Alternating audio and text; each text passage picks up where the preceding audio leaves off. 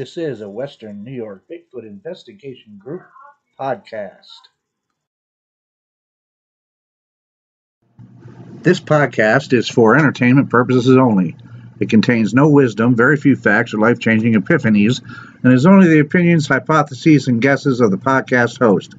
If anything of value is learned, it is by mere chance alone. Don't blame me if you suddenly think about something or anything in a way you hadn't thought about it before.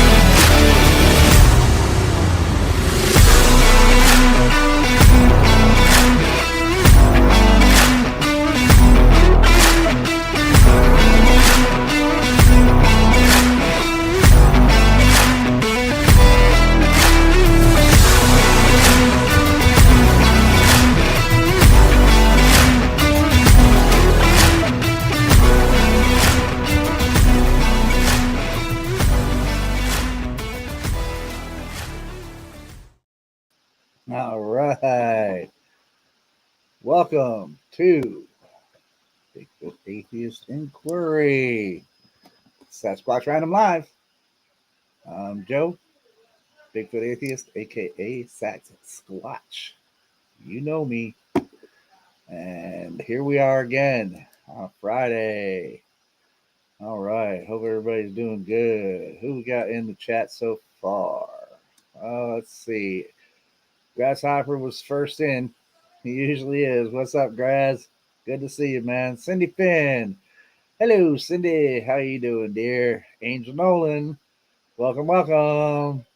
Sasquatch Wizards Adirondacks. He says heading into the mountains where we hang out and chat for sure. Hope all is well and hope the show goes well. Hope everyone has a great week, and I'm sure I'll see y'all soon. Well, thank you, Jonathan, and drive safe and have fun in the mountains, man. Hopefully you'll discover something. Jen, there she is. Hello, my dear Jen. How are you? Good to see you. Good to see you. That's right, Jen. Vroom, vroom, jeep, jeep. Yeah. Jay Fritz. Hello, Jay Fritz. How you doing, you old codger? Love to see you, man. Love to see you. Hello, hello, hello, hello. John Ayers, the salt man himself. Good evening, John. How you doing? Joe Dryden, there you are. Hello, Joe. Good to see you. Donald Fuller, Mr. Fuller, hello, sir. Hello. Good to see you. Good to see you. Oh, everybody's saying hello to everybody. That's really cool. That's really cool. Eyes in the Woods. There she is. Oh, dear. Good to see you. Good to see you. Screen flash. Chessboard. Hello, Chess. On the road again. Back on the road again. That's right, man. That's right. Sasquatch Secrets. New one. Hello, welcome. Welcome to the chat. Oh, wait. That's Nikki. Hey, Nikki. All right. Yeah. Hey, check it out. I got links on my page. I know a bunch of other people shared it around too. If you haven't seen it, check out Nikki's new intro thing she's got going, man, to set up the new changes to the name. It's pretty cool. It's pretty cool. It's pretty cool. Mike S. Hello, Mike. How you doing, brother? Thank you for joining us. Hello. Yeah, buddy. Yeah, buddy. She's back, man. She's back. She's sitting in the driveway. Um, and let's see. Who else? Who else? Who else? Danny Staten. Hello, Danny. How you doing? Greetings from South Carolina. Well, greetings from New York, my man. Good to see you. Gary Johnson, there he is. Hello, Gary. How you doing? Good to see you, man. All right, guys. Well, that's pretty much everybody that's in here right now. And so yeah, so it's a done deal. Yeah, the wife she went down to Naples earlier driving the car that we're not supposed to be driving. I don't know how she's gotten away with being able to take that down there so many times. And I've done it too. Don't dare drive it that far because it has no exhaust. The inspection sticker's dead. Yeah, so but she got away with it, and as she was driving down to what I forgot what she was going to get some groceries, I guess, or something like that. And when she came back, she said, "Well, the Jeep," because I told her the Jeep had been sitting on the side of the building, left side of the building in the back, and I hadn't seen it move, and I was getting stressing because they said, "Oh, it was supposed to be this week." I was hoping it was going to be this earlier this week, but and I was stressing, and she didn't see it as she was going down, but as she was coming back, she said, "It's sitting out by the road now, close to the road." And I said, "Well, shit, if it's moved, that means they've had it in the shop." And yeah, so I finally called them. I called them at like 4 o'clock or something like that, and I was like, "Just checking on the Jeep," because I figured they'd tell me, "Oh yeah, your Jeep is done." So I went down and picked it up. I still have to pay the bill, but the money's in there. She didn't want to. She said, "Don't worry about it. Just come pick up the Jeep, and then I'll get the bill tallied up and all that." And and I said, "Well, okay, I'll come in Monday, and then we'll get it done deal." But it's on the road, man. And I drove it, and yeah, clutch is working fine. Yeah, so yeah, she's back on the road, the official Bigfoot search vehicle. I love it. I love it. It was so much fun getting back in her again, and it was like getting into the arms of a lover. Well, not quite like that, but I have great affection for that Jeep, man. It's been with me for so long, man. I've put so much money into it. It's like the frame's in good shape, though. That's the thing, for being a 1999 Jeep Wrangler, that the frame is in amazingly good shape. Um, and so, yeah, I mean, as long as the frame's in good shape and I can keep her running, you know, who knows? Maybe someday I will put another engine in it because I just love that Jeep. Now, it may get to a point to where, I may retire the old girl and just get another Jeep if there comes a point in life where I can actually afford to do that. But um, as long as I can keep her going, man, I'm going to keep her going because she's been a great vehicle. So yeah. So I've gotten work scheduled. I'm working tomorrow. I got to take some shitty ass shifts right now because I've been out for a month and a couple of weeks now, and a little over a month, and I haven't worked at all. So I lost what's called top dasher, which means, which I mean, there's a few other perks to it, but one of the major ones is I don't ever have to schedule my time, even though I do, but I can schedule big, like I can schedule 7 to 3 or 7 to 3:30 or 7 to whenever. I don't have to schedule. I can just go and dash, which is a big, big help. But I've lost that now because I hadn't been working. So I got to take some shitty ass shifts. Um, so the first couple of days, I'm going to work Saturday and Sunday, and I can only work a couple of short shifts in those days. Now, if it gets busy while I'm there, I should be able to dash longer. But I got to take some shitty shifts. And but Wednesday and Thursday, since nobody's scheduled apparently for those days yet, I can schedule up to that. So next Wednesday and Thursday, I have a decent slot. I've got all day scheduled on both of them days. Well, not all day. I've got 7 to 3:30 scheduled on those days. So yeah, yeah. So, but the important thing is I'm back. I'm back to work, man, and now I can start making money again and providing for my family, which is great. And I thank you all. One of my major donors that helped make this happen really is in the chat. I'm not going to embarrass him by putting his name out there, but he's in the chat. I recognize him. And again, thank you. And thank you, everybody, man, that, went in and purchased little items from my store to help out and all that stuff, man. And I know I've said thank you many, many times already, but for me, I can't say thank you enough because, and I could thank you a million more times because it was a really tough spot I've been in. And you guys helped me out, man. You guys helped me out. And when I get in a better position, that's going to make me pay forward, man, because that's what you do, man. That's what you do. When people are nice to you and they're kind to you, you pay it forward, man. You pay it forward. Um, try to be as kind to as people as you can, man. There's lots of people out there, man, that I've seen that they're having a tough time too, and I'm like, damn, man, I wish I could help them out, but I can't even help me out right now. But when I get into that position though, and I can help people, then I do. So and I know all you guys are like that too, man. So yeah, it's always cool. It's always cool. I'm looking. Just what was Cindy said? Joe needs truck nuts. Well, you know what? I actually thought about that. Because I do have a trailer hitch. They'd hang right in front of the trailer hitch.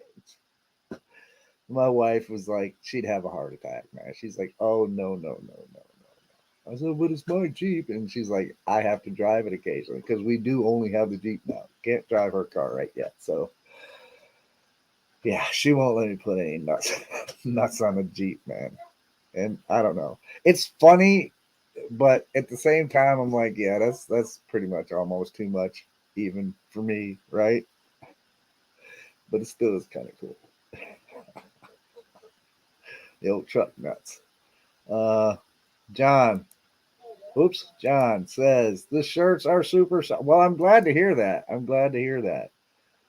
I use, like, of course, you guys see it's bonfire, so I'm glad to hear that at least the products, that I'm putting the designs on and putting out there, at least they're good products. So that's cool. I like to hear that. Captain Crazy, welcome, man. Hello, how you doing? Um, Here, there you go, folks. Donald needs some help, Joe. I'm brokered in hell and need a tranny for the car. Anyone want to buy raffle tickets for cryptid hair from Hobby Lobby?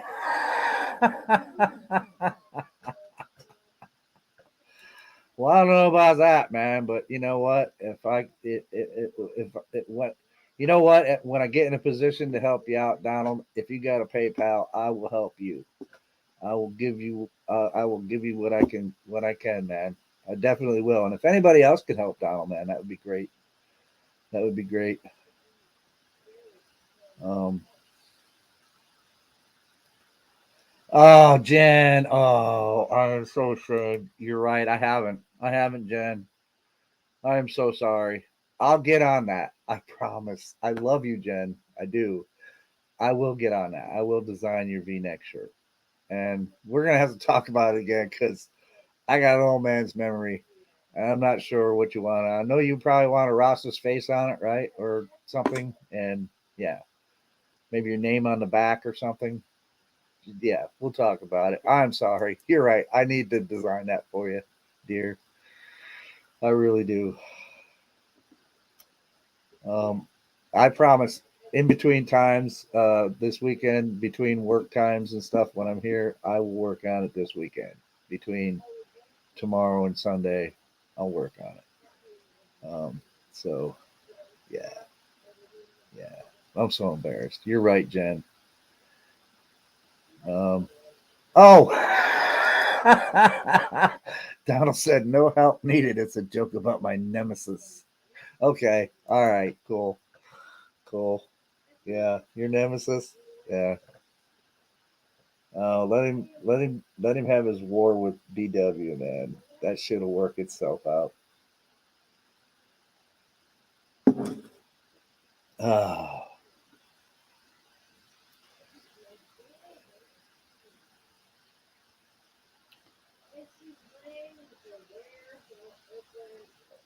oh, chessboard. He says, Grasshopper, my son blew up the Jeep Grand Cherokee I gave him. 5.7 liter. Was not a happy camper. Yeah, 5.7 liter. That's cool. Mine's a 4.0. So, but that makes, it's a little bigger. Grand Cherokee, I think, is a little larger than mine. But yeah, so that's great. I'm happy. I'm happy. I'm ready to roll. And then um, I'm going to this opens up so many doors. Now that I get the Jeep back and I can get back to work. Now, true, I am really gonna have to throw myself into work here, and just work a whole lot. Um, I've got to at least I got to at least get, which I'll have it. I'll have for the month of July. I'll end up getting this top dasher spot back, because really all I need to do is make sure that I do 100 deliveries this month, which I still have plenty of time to get that number. In fact, I'm going to end up probably doing more than 100, obviously. But if I mean 100, if I just do 10 deliveries in 10 days, there's 100 deliveries. But um, I'm going to be throwing myself back into work and working a lot this month, June. I don't think I have any plans for June. Um, but July, I'm going to be hopefully going to the Adirondacks in July 4th. Well, around the time of July 4th. I'm actually going to be there before July 4th. We're going to go a couple of days before and stay through to the 4th and then probably leave the 5th. But I'm going to go up into the area where I go camping. It's not because I've had any Bigfoot experiences there or anything like that. It's just because I like camping there.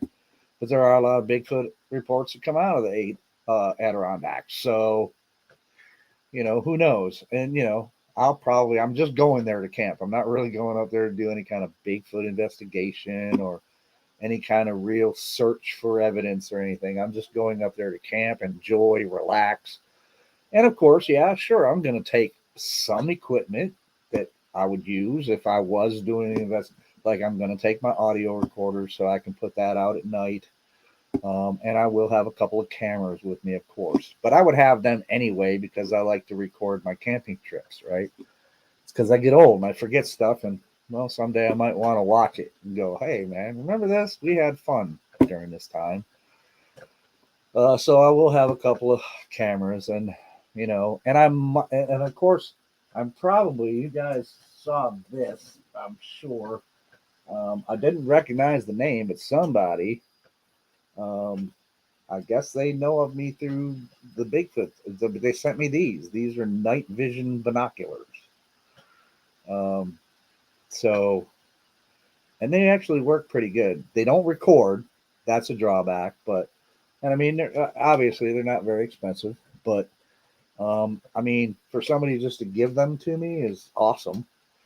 Um, and you know, um, it's the night vision. I tested them in my backyard. It's totally dark out there at night. There's no lights back there at all.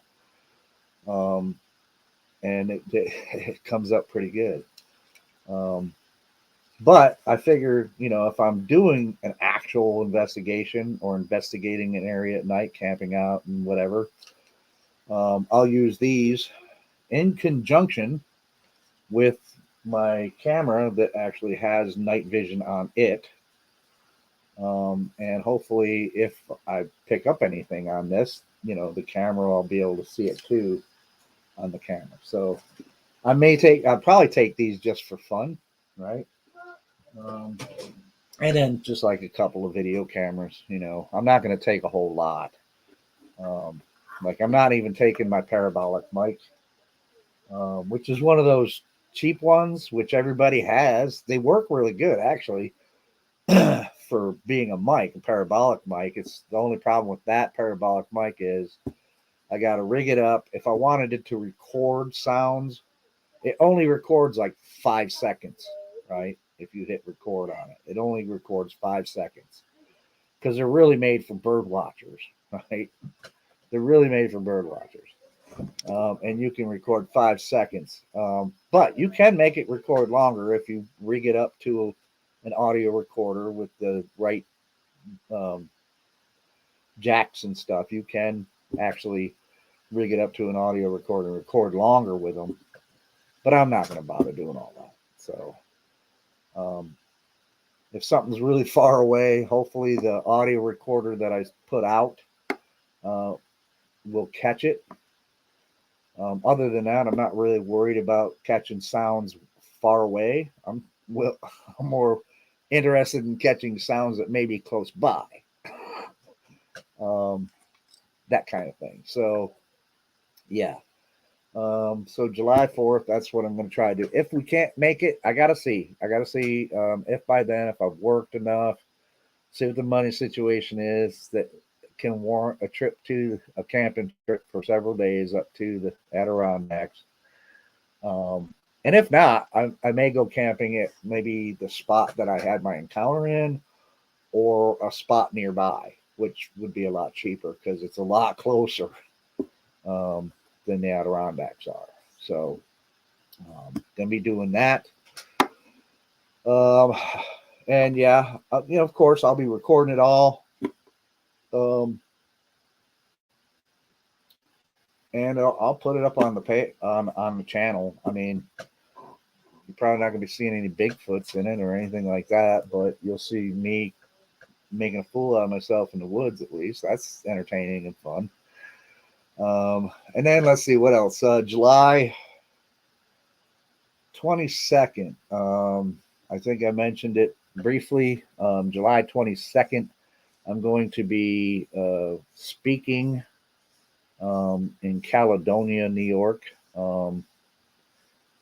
My friend Ted Van Sun. I don't know how to pronounce Ted's last name. I'm so sorry, Ted, if you watch this. But he invited me to come to his event and speak there on July 22nd. So I'm going to do that, even though, and I'm going to have something prepared.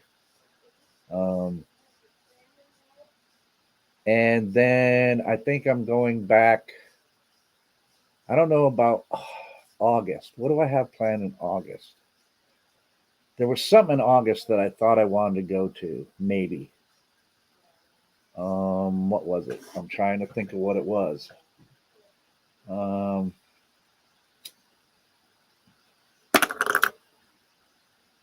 what was it? Oh, there's a conference camp out thing in Ohio. I think it's in August.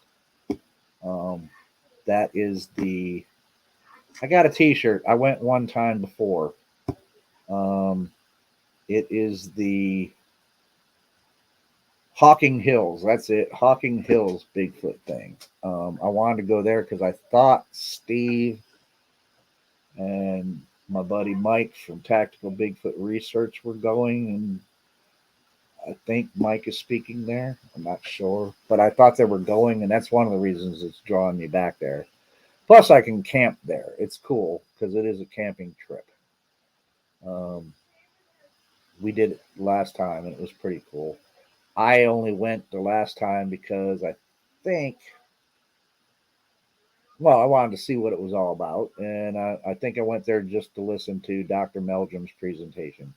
I think. Um, so I'm going to try it again this year. See if I can get there in August. Um, oh, Jen says it's only the second year for this one, Joe. So probably not. Probably not what? Um, Yeah, I know. I got the T. So I went to the first one, but um, and let's see what else. August, I think that's it for August. Other than more camping, hopefully I'll get to do some camping in between these times. Um, More likely in the area where I had the encounter. But I'm going to try to get out towards the Adirondacks. Um, Not to camp necessarily. I may end up doing that, but I'm going to try to get out sometimes, a couple of times this year, hopefully, and get up with Steve because he's over that way. And hopefully I can get up with Steve and do some squatching with Steve and see what goes on. And then September 22nd, I'm back in Caledonia for another speaking engagement at the same place that I was on the 22nd of July. Um, and then I think in September, is it September? I think it's September. Um, there is the Whitehall Festival, which I really want to get to. Um, Donald Fuller, good question. The hike is off this year. No, it is not, Donald. However, like I said, um, I'm going to have to do it differently. We already knew I can't take off time to do a through hike from end to end all at once. We already knew that. I was going to try to do it in sections, and that's kind of really what I'm going to be doing it in, yes. But I'm going to have to do it in sections because um, I only have the one car. So I'm going to have to do it a little differently than what I thought I was going to do it in. But no, I'm definitely going on the Finger Lakes Trail, and I'm going to do it in sections. And so it's going to be broke up a bit, in between all this other stuff that I'm doing. It's going to be broken up a bit. Um, I'm not going to complete it this year. Damn straight, no. No, that's going to be a project that's going to be ongoing for probably a couple of years at least going out there because, unless one time I may get some time and just do a good section of it all at once, maybe. If that ever comes up, I don't know. But no, it's not. It is not canceled at all. No, it's not canceled. I'm going out there. But it's just going to have to be a little different than what I usually or what I had planned. So um, let's see, what's this one? The Logan Bigfoot Festival, second year. I got you this. Oh yeah. They are having a Jeep show this year. Steve and Mike Tactical Bigfoot are going.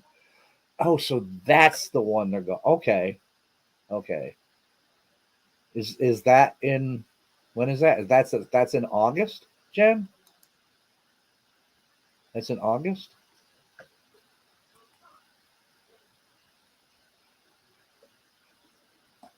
Um, Michael, he said for a long time I thought flint napping was using a rock for a pillow when you slept.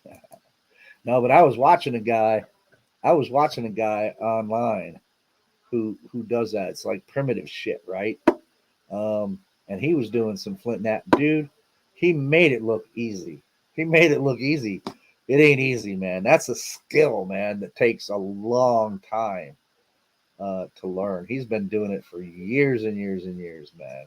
And he just made it look so simple. He was like, had to start out with this big, old, huge chunk of flint, man. And he's like he had different size rocks and different antler hammers. And man, he took that rock and he'd be like, okay, you see this edge right here? This is what I'm going to start with. I'm going to try to get this out of here and this. And he's explaining it all. And he'll be like, I got to do, and it would crack. And every single time it pretty much cracked exactly the way he said it was going to. And he was flaking it off and getting it down to a workable. Oh, dude, it was amazing. It was amazing. Um, yeah, man, that's just mad respect for that kind of thing, man. And he made a really cool dagger. So Yeah, that is cool, man. That flint napping stuff. I wish I knew how to do it. I mean, you can learn how to do it, but shit, I'm almost 60 years old, man. It would take me a long time before I could learn how to make anything decent, probably. You know, other than arrowheads, like arrowheads and stuff like that, you can make off some of the flakes and stuff if they're good enough. Um, I just got a. Hang on, guys. I'll be right. Wait, I got to look at this real quick. I just got a message from somebody. Oh, sent me. Oh yeah. That's the same one we're talking about, Jen. Yeah, the Hawking Hills. Yeah, Hawking Hills. Yeah, yeah. Um, yeah. I got the T-shirt from the year I went. It was like Hawking Hills Bigfoot camping adventure intense, right? Because intense, intense. Yeah, it was. Yeah, yeah. So I bought the shirt anyway. Um, Former everything. Hey man, how you doing? Welcome, welcome. Outback Orchard. Hello, I see you jumped in there. Welcome. Um, yeah, Logan. Oh no, it's Ohio, right? Yeah, Ohio. Yeah, not West Virginia. I was like, wait a minute, I wasn't in West Virginia last time. It was Ohio. Yeah. Uh, who else joined us? Anybody else jump in here while I was uh, not looking? Mr. Haywood. Hello, Mr. Haywood. How are you? Good to see you. Um, yeah, okay, Jen. Yeah, I got it. Thanks. Yeah, because that's the one I want. I'm going to try to get to that. And like I said, I mean, I got all these plans for this year. I'm going to be like really busy. I'm wondering how much my old body will take because I'm going to be really working hard. Um, and in between working hard, I've got to cram in all this other stuff. But I'm gonna try, man. I'm gonna do it, man. This has got to be the year of the Satch. Um, Barb, hello, Barb. Welcome. Glad to see you. Yep, we're back up and running, man. That's so awesome. So yeah, so that's really cool, and I got all those plans for this year, man. And we're gonna see. This is gonna be a good year. I don't know if it's going to be a good year for evidence finding or having an encounter or whatever. I can't even predict that kind of shit. But I'm going to try. I'm going to try. That's all I can do is try. Kaiju, welcome. Did you say you won't have a cell signal live stream on? Well, I may get a signal in certain places, but in most places out there, I'm probably not going to have a signal to do any live. Sometimes when I'm camping at the spot where, in the area where I had the encounter, I can sometimes get a signal because I've jumped onto YouTube with my phone from my campsite, but I don't always. It's sketchy. Sometimes the signal's in and out. Um, Out on the Adirondack, I mean Adirondack, out on the Finger Lakes Trail, yeah, there's probably going to be some places I may have a signal. There's going to be other places I won't have a signal. There's probably going to be more places I won't have a signal than I do, but like I said, hey, I'm gonna whenever I can, I'll try um, because I will be taking this with me, so I'll be able to keep all my stuff charged up, hopefully, because that sucks down battery time, and you know, I'd hate to have a dead phone if I was in an emergency situation. You know. All right, Martin Stilts, Homini Academia. Thank you. I had to be able to try to pronounce that there, real quick. Um, Welcome. Thank you for joining the chat. Um, Barb says it's nice to see my chin again. And my double chin, too. Yeah. I've got two chins now.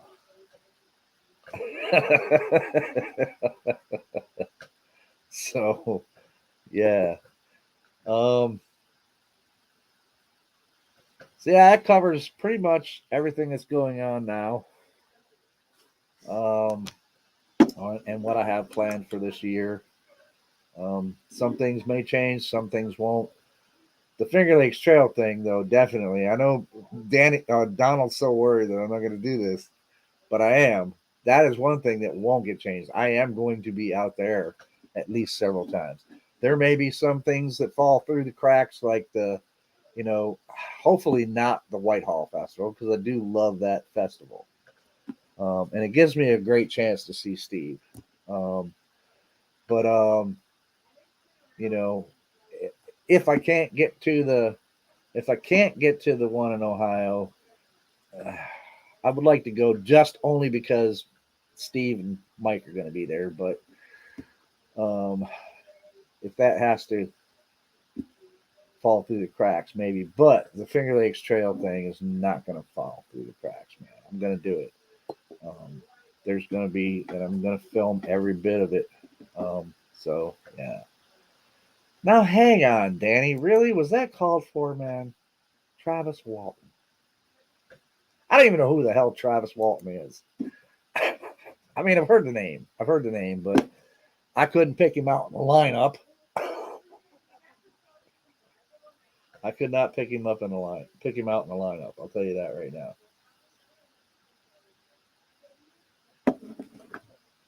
So, oh yeah, thanks for reminding me, guys. I think Nikki's coming on when at 9 tonight Eastern. I think it's 9 Eastern for me. So I don't want to go over her show. I forgot she's having the. I get. It's probably going to be game night. No movies, no more. And she didn't say forever, but there's a lot of. I think there's some logistics she still has to work out with that, and or whatever. But I don't know. You have to ask her. You have to ask her. Um. Oh yeah, yeah. Really? Come on. No, no, no, no, no. That's not. I thought Travis Walton was like a country singer or something, man. I don't know.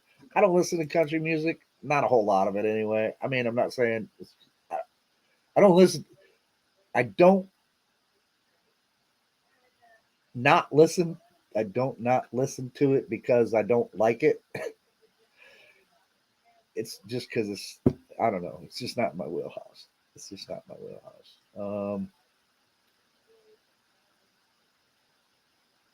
That's what I thought. Okay, Travis Walton, the fire and yeah, the dude that got abducted by aliens, or so he says, and maybe he did.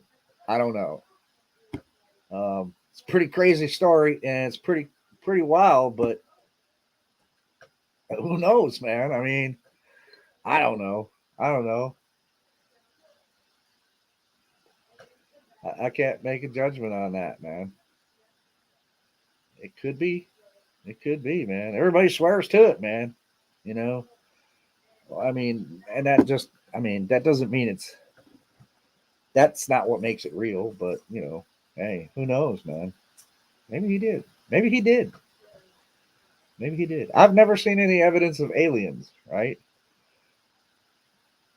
That doesn't mean I can't acknowledge that there's a strong possibility that there are aliens out there in space somewhere, some planet. I haven't seen any solid evidence yet that they've been here and they're kidnapping a bunch of people. I've seen some things that made me go, I wonder if there's anything actually to this. Yes, I have seen stuff like that. So never know. Never know. Never know.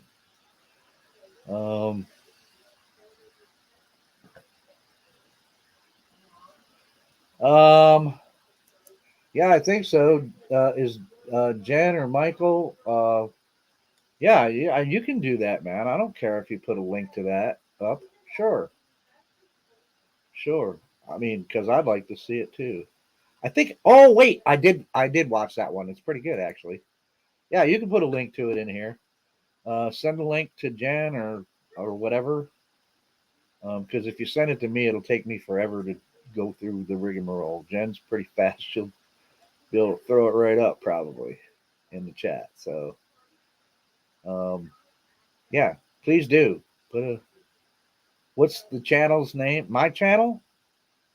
What channel? I don't know. You guys figure it out. And yes, you can put the link in the chat. Feel free. Um,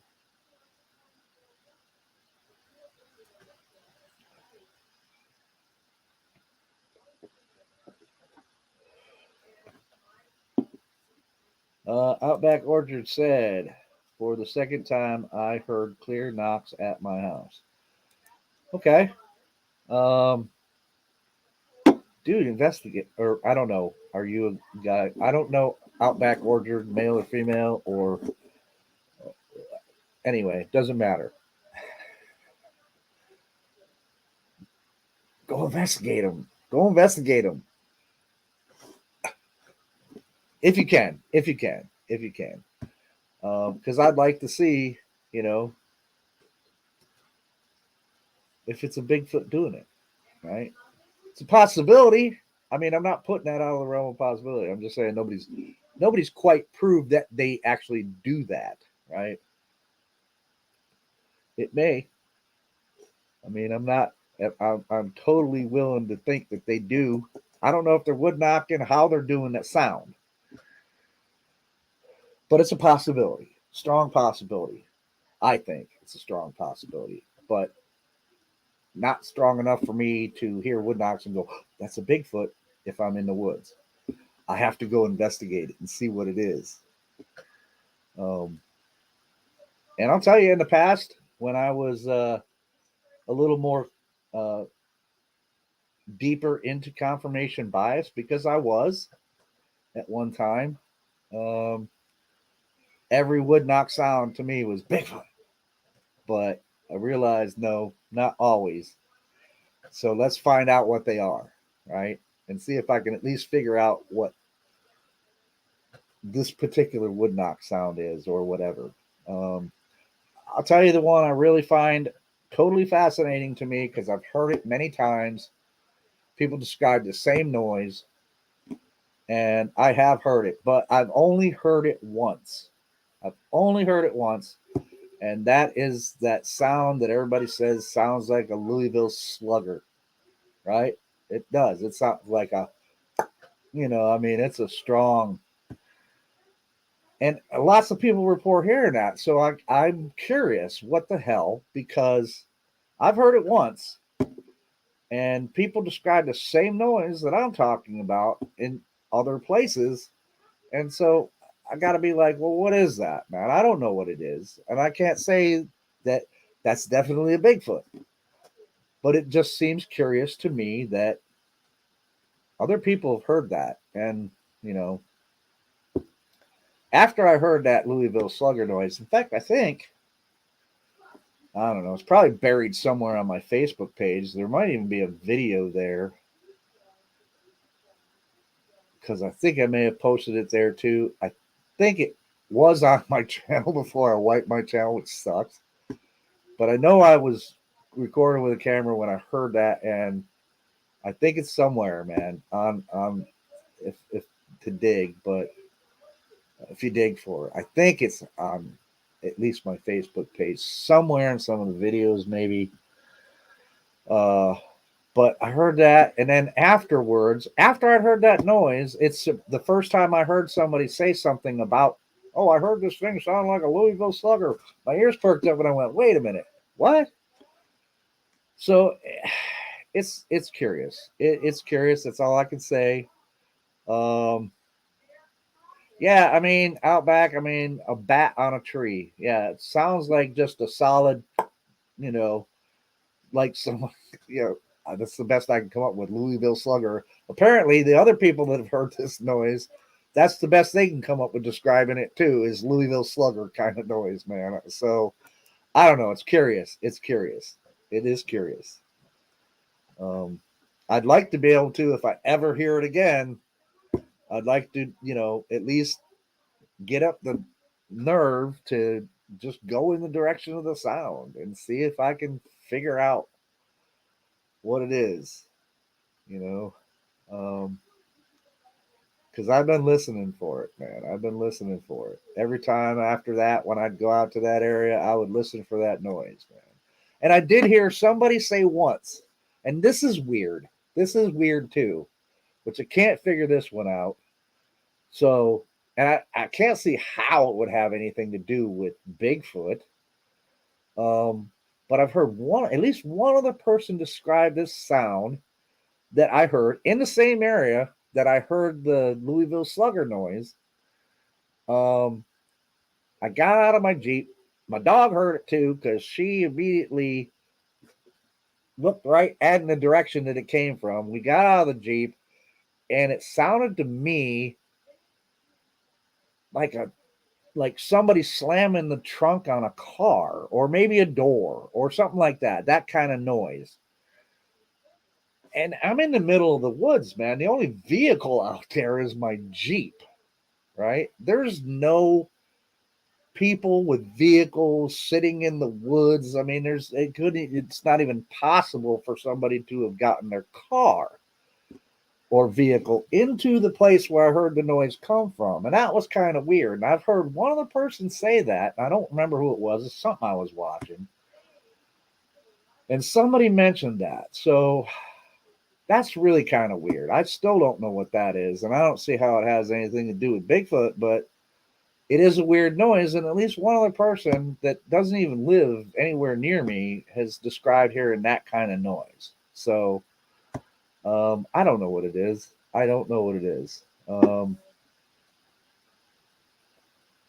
Hey, Derek. Derek's in the chat. Hey, welcome, man. What do you say? Maybe the cryptids were playing baseball or trying to steal your Jeep. Well, there was nobody around my Jeep. I had just gotten out and I had heard this noise, and so they weren't trying to steal my Jeep. The baseball, but I don't know, man. Maybe they are out there playing baseball, or somebody's playing baseball. I don't know. These are just some weird sounds that have no explanation for me right now. I mean, a lot of people are going to tell me definitely, oh, no, no, no, no, that baseball bat sound was definitely Sasquatch. And I don't see how they can determine that, right? Unless you've got some film with a Bigfoot with a bat or a piece of wood as heavy as a Louisville Slugger and using it to make that noise. I mean, it's intriguing that a lot of people hear the same noise. And we don't know what it is, really. Sure would like to find out, though. All right, Danny, I'll go to your page and take a listen. It says, what I heard sounded like a dinosaur from freaking Jurassic Park. Caught it on video. Well, if it's up on your channel, I'll take a look. I want to hear it. Because dinosaurs have been extinct for 65 million years. Or went extinct 65 million years ago. Unless there's some plesiosaurs hanging around in the oceans, but I don't know. That hasn't been proven yet either. We know there's some species that were thought to be extinct. I mean, but I don't know. I don't know, man. This is the mysteries of the world, man. You got the coelacanth that was supposed to have been extinct millions of years ago, but there's still a species of coelacanth is still with us, so they aren't completely extinct, like they thought they were. They weren't completely extinct. So there's a possibility that there's other species that they thought were extinct that aren't, but they don't know it because nobody ever sees them. They still wouldn't know the coelacanth wasn't extinct if it hadn't been for some, I guess it was Japanese fishermen that caught it or whatever. Yeah, they would never even know it was they'd still think it was extinct if it hadn't been for that moment of them catching one. Or yeah, I think it was just one, but of course there's going to be more than one. There's got to be a whole breeding population of the things, right? So yeah. Uh, Derek says there used to be a pub downtown with a disco. We called it Jurassic Park because it was full of monsters. Okay, alrighty then. Pub.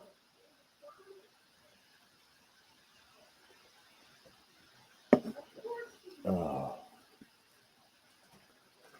but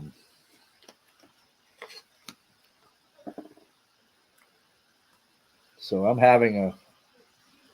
This is a funny little thing my wife got. It's a Sunny D vodka seltzer. It's okay. I'm just having one to celebrate, or maybe two, to celebrate me getting back on the road and back to work. Yay. Oh, there we go.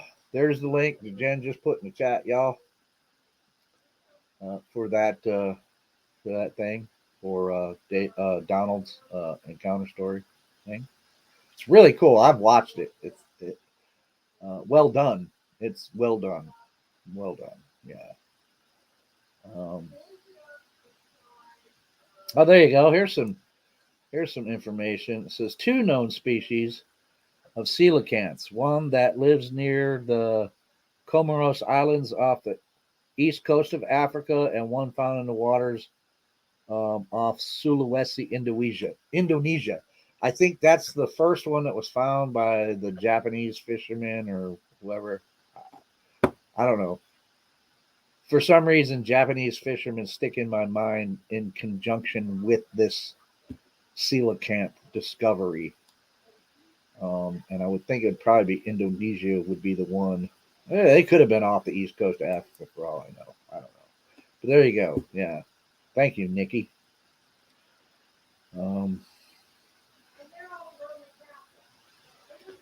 So yeah. So anyway, guys, you saw that at the beginning. So far, we've got. I put up the poll: are all hoaxers damaging to research? And I'm going to end the poll now. We got 77% said yes. We got 23% that said no. Now, I particularly asked that question for a reason, and it's because I've been doing some thinking um, about that. Oh, okay, there it goes. Now it says poll complete. 30 votes out of 30 votes. 76% yes, 23% no. I put that up for a reason because I'm going to talk about a certain thing that I was watching. Actually, Brent caught it first.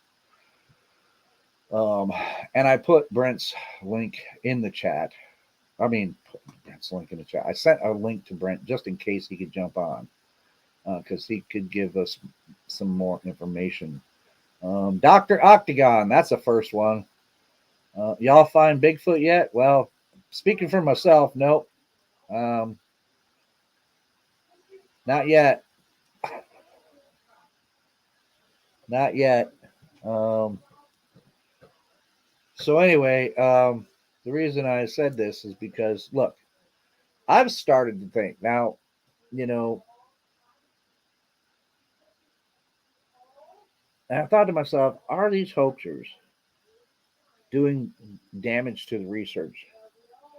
And I'm of the opinion now that, and I'm just talking about strictly about research, the research of Bigfoot, the field of research of Bigfoot. Are they doing damage to it? Well, I'm of the opinion, actually,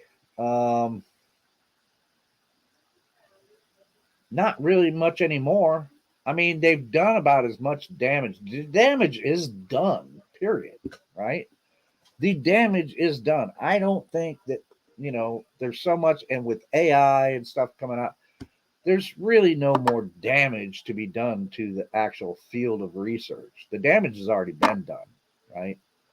Um, so this is my feelings on it. I don't think that they're really doing any more damage. They're maintaining the status quo now, maybe.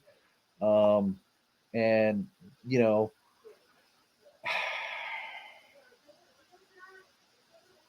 they can't do any more damage than what they've already done. In other words, like the scientific community couldn't get any more disinterested in it than they already are. I mean, the damage is done by the hoaxers. So now, are they doing damage to people psyche? Well, some of them may be. Some of them may be because their motivations may be a bit shady for the reasons why they're hoaxing, um, taking advantage of people, monetarily wise, etc. Yes, that's still going to do damage, especially to people coming into the subject who may latch onto them, not know that they're hoaxers, right? Um, which is one of the reasons why people like Nikki and Steve and Brent and all that are important to this subject, because um, they can point them out and they can just say, well, this is a hoax, guys. I don't think that they're doing any more damage. And I don't think, and I know that a lot of you, and I particularly said all, because of there's hoaxers out there that are, their motivation might be different. It might not be to make monetary wise, and they're just entertainers. They're hoaxers, they're comedians. For example, Peter Kane. Right? Peter Kane, self-proclaimed president of the Bigfoot community, right? Everybody knows Peter Kane is a comedian. He's an actual dog trainer by trade, and he's actually a pretty good dog trainer from what I've seen. But he's a comedian as well. And he does the Bigfoot stuff all as a joke, man. Right? He acts like he's serious, but that's part of the act. Anybody that watches Peter Kane, unless they're the most delusional, right? Everybody knows it's all, come on, right? It's all funny. It's all for fun. It's just a big joke. Everybody knows that. So is Peter Kane doing damage to research? Actual Bigfoot research? No. Because anybody can look at him and go, okay. And you can actually read a description. I think it's even listed somewhere under his whatever, about him or whatever. It says comedian. So it's not like, people can go in blind if they really look at, at Peter Kane. So Peter Kane makes me laugh. Especially his video of him being forced to breastfeed off a female Sasquatch. That's hilarious. Hilarious.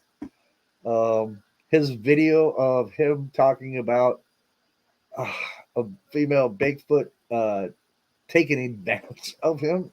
Hilarious, right? So, yet you could still look at him and say, well, he's still hoaxing, right? Because he seems like he's trying to convince everybody that it's real. He's not, really. He isn't. And I can see that, man. And so there may be people out there that are like doing hoaxes, but they may be doing it just because they think it's funny, right? They're not trying to convince anybody that it's really real, right? And there's several. I ran into one. Brent actually found it, and I had to watch it. And I gotta tell you, yeah, it's Kevin. Kevin, thanks for joining the chat. Kevin says Peter Kane does harm to comedy.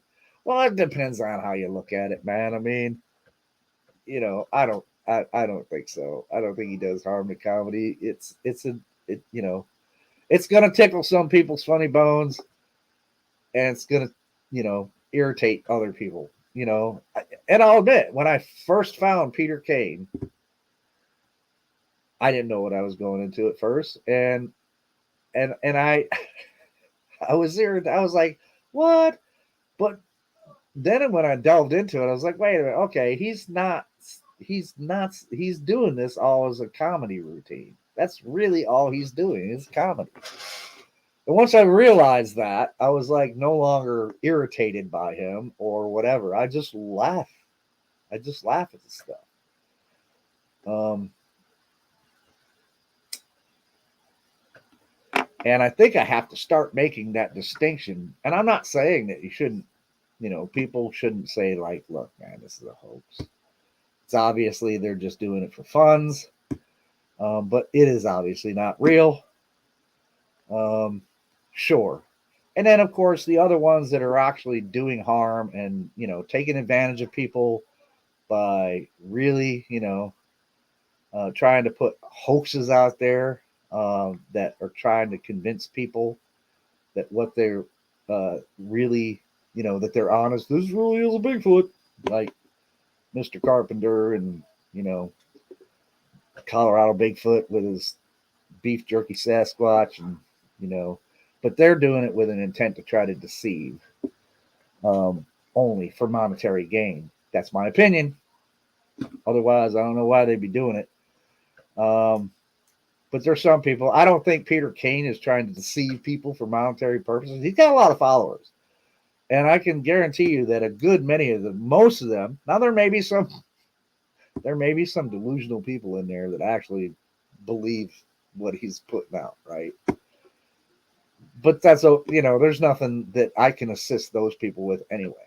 Because if it wasn't Peter Kane, it would be somebody else, right? That they're believing in and falling for. So yeah. So anyway, I'll have to set this up. I have to set this up first before.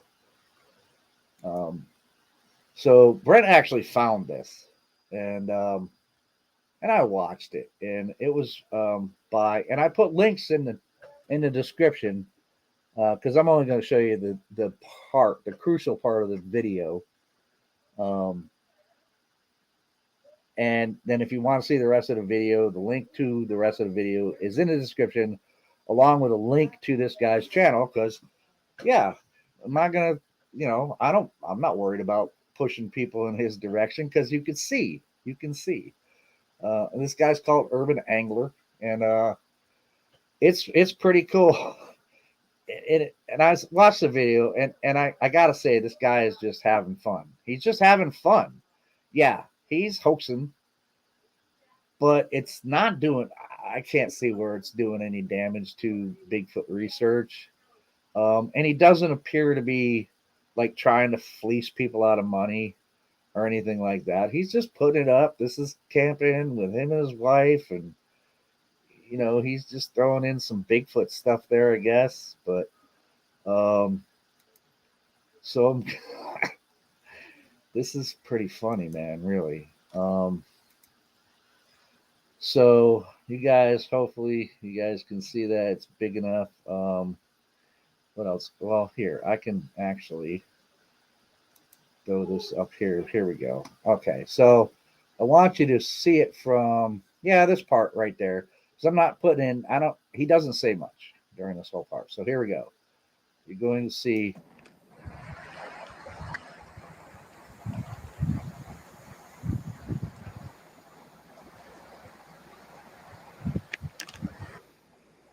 I'm going to point it out here. Something hiding behind the tree. Now you can see, look, right here. Look, watch. He's got to focus. It gets better. It gets a little more. Oh, nice arrow pointing to it. See it? There he is. There he is. Bigfoot right there. There he is. Bigfoot. And there's his hands around the tree. There he is, smiling. Okay, let's go. Now, already, and I'm going to add some more context to this, okay?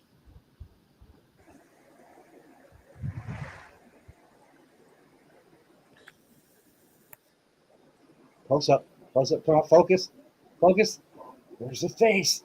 Oh my God. There he is. There he is. Oh, he broke the branch.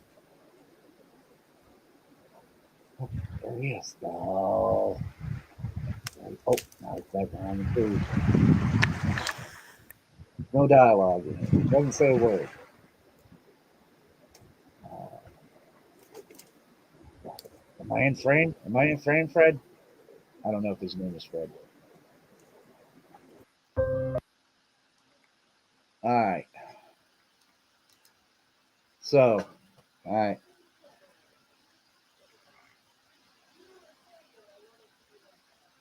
So you guys saw that. Um,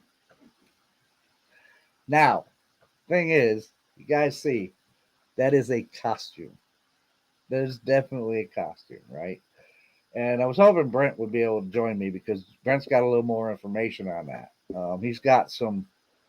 The dude did edit some of the film, obviously, and according to Brent, it was actually what he edited out of the film was part of the costume laying on the ground earlier, and I think apparently somebody watching questioned him on it, and I think he took out that part out of the film. He edited that thing. Brent caught it before he was able to edit it, I guess.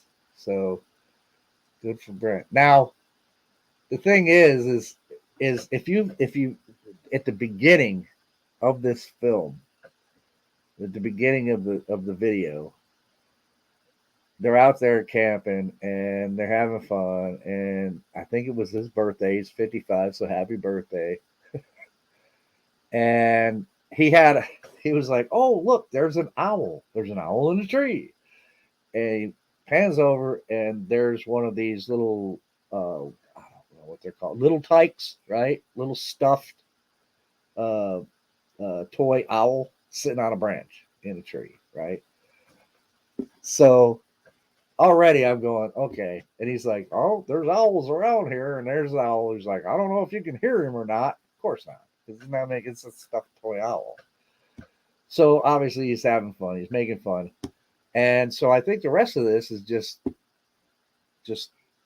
him doing the thing and pretending, uh being a Bigfoot researcher. And he's not really though, right? So or at least he says he's not, right? He's not a Bigfoot researcher. I guess he doesn't like it's not a Bigfoot channel, right? Uh I'm assuming by the name of the channel, he's a fisherman by trade or by whatever hobby. Um and so it's really just funny stuff, man. And the funny thing is I actually saw that, and I do believe that I found pretty close. I think it's either um, um,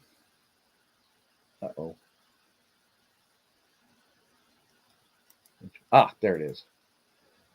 It's either this costume right here, as you can see, same silly grin. Now this one, it might not be this one exactly because this one, according to the price that I saw on it, was like $455. I don't think he's gonna spend that much.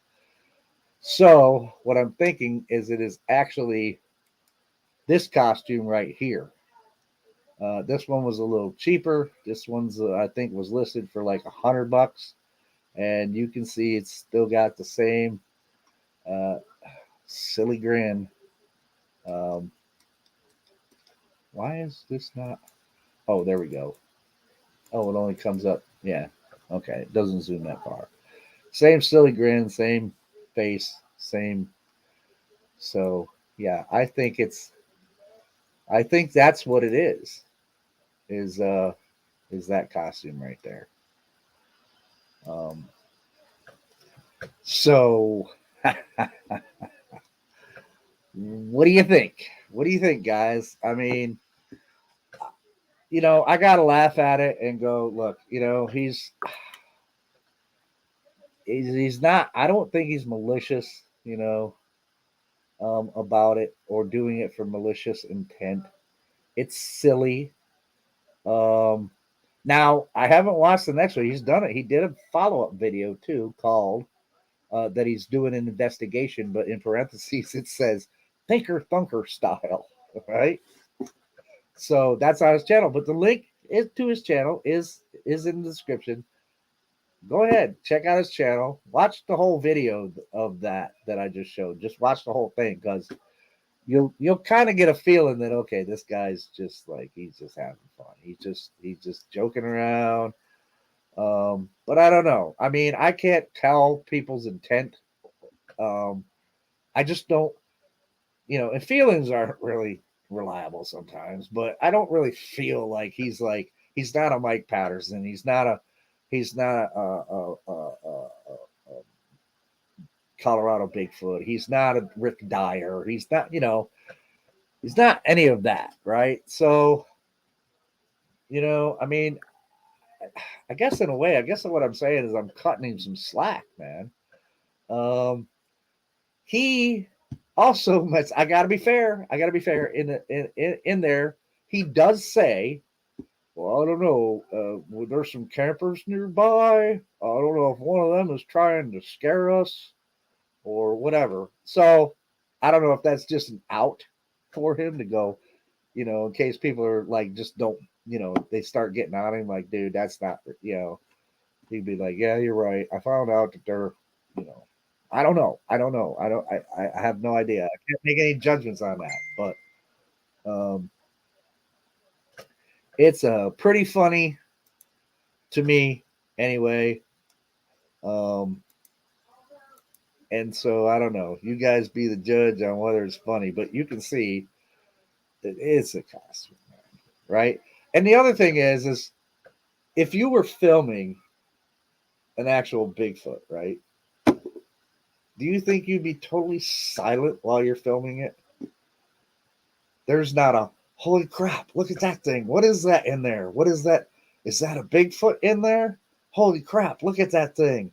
I mean, absolutely no reaction while he's filming, right? So I think he's got to work on his acting a little bit if he wants it to be, more fun, right? And look, you can read some of the comments in his afterwards, right? Some of the after show comments, whatever. You can read the comments and you can see that there's not a whole lot of people on there that are really buying it, right? So I think a good majority of them that people that actually watch him probably, they know, right? They don't care, right? It's just, they're having fun, man. So I don't know. Um, I think some people, I don't know. I have to cut them some slack, um, and just take it for what it's worth, right? Because otherwise, knowing me personally, I'd be irritated all the damn time, right? I would just be irritated all the time out of all these people that are doing all this. I'd walk around being totally irritated, and it would totally take the entire enjoyment out of this whole thing for me. And um, I've been into this since I was 14 years old, man. I refuse to let people take something that's been a pastime for me. And yes, it's been a pastime and a hobby. I refuse to let people ruin that for me. I'm not going to let them ruin it for me. Not at all. I'm not going to get irritated by the people like Mike Patterson or any of the others that we've mentioned. I'm not going to let them irritate me. You know, all we can do is if they pull a hoax, is I don't even know if we have to point it out every single time because at least that's not what I'm going to do. That's not what I'm going to do because, as I said, I'm not. I don't want to be a hoax buster. That's not what my channel is about. Um, I'm going to leave that up to people that are more qualified than I am to bring you this kind of stuff and um, and can show you all the I mean, I just showed you that it's pretty damn certain it's that costume. Now, who else was in the costume? I don't know. Could have been his wife in the costume because he wasn't speaking to her during the whole thing right there. I mean, so I don't know. Maybe they had another friend out there with them. I don't know. Maybe it was another camper. I have no idea. I have no idea. But I think it's just, it is what it is, man, and, so check it out. See if you're entertained, because, he's got I'm not sure where his accent's from. It's, it's an English type accent, Welsh. I don't know. Not Welsh. UK. It's got to be UK. It doesn't sound Australian to me. So you be the judge. I'm not sure, but it's an interesting accent. I love listening to the accent. It's awesome.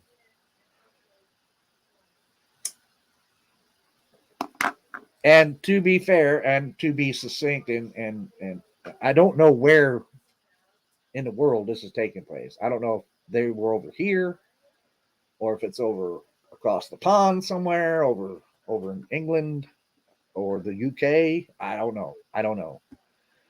But it's the camping area. Oh my God, the camping area to me, I thought, well, that's beautiful, right? I mean, there is a road fairly close by because during the video, if you watch it, they start during the daytime. They're there in the day, and he's filming, and you can see a road up above. They're camping along a creek, nice creek, and you can see there's a road up above that cars are going by on. But the area is beautiful, nice creek there, man, and you know. The thing that impressed me was plenty of firewood, man. There was all kinds of firewood around there. And I'm like, geez, people must not camp there that much. Because, like where I go to camp, usually, man, I mean, around the camp spots, you ain't going to find no firewood right around your in the immediate area. You got to go get some. But yeah. Outback says, I think the chat froze. No, I think nobody's saying anything. Outback. Is that question for me? Oh no, Donald. What time of year did you have your encounter or encounters? Oh, okay. I think that's mentioned in that video that Eyes did. Um, cool. Yeah, this group isn't usually this quiet. I know. So yeah, so there you go, guys. That's the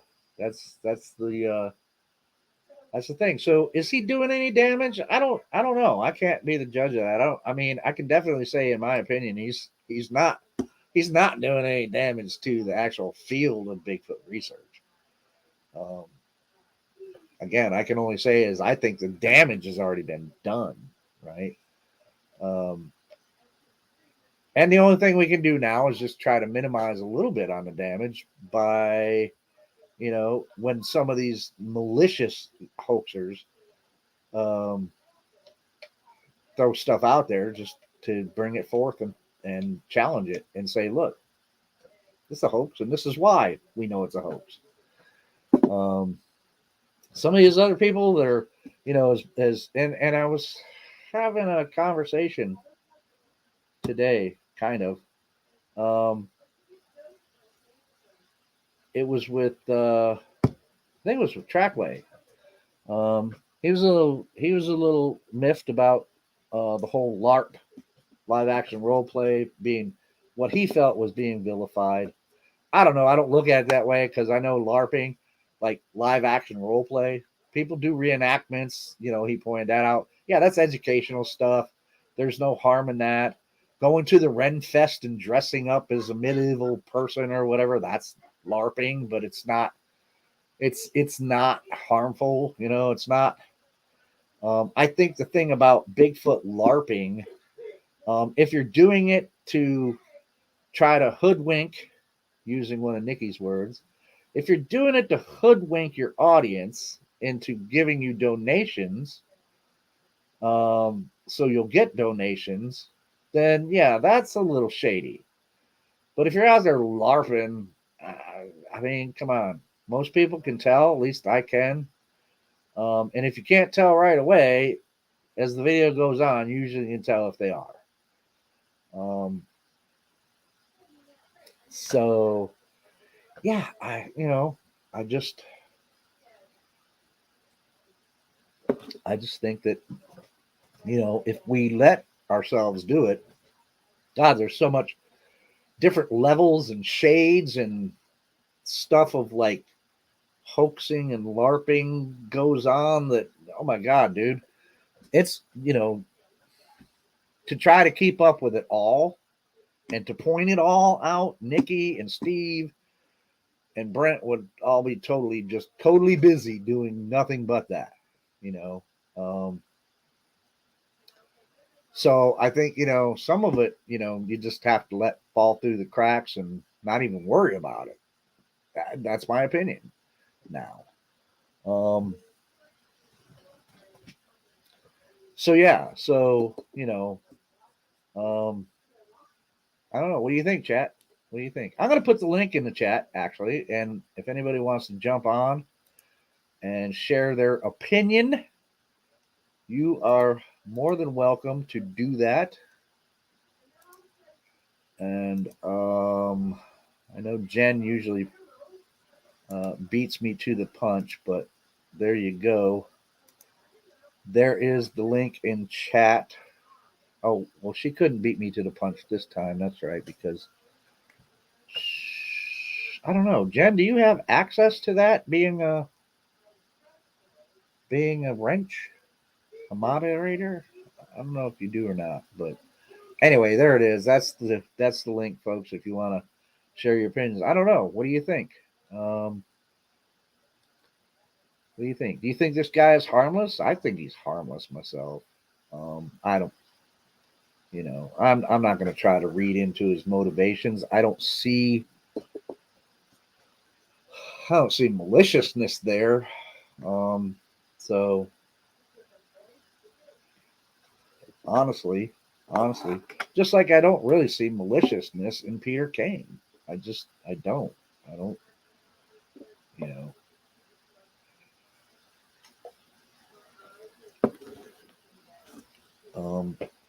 That one that I mentioned the other day, the people that were, and I can't even say that they were LARPing, right? Bigfoot, that is. Because they didn't actually, they all that happened was they were supposedly in an area where supposed swamp apes were encountered or reported or whatever, and they heard noises and they ran away. So I don't know. I mean, can you call that? No. That's hearing a noise and getting scared by it and running away. So, yeah.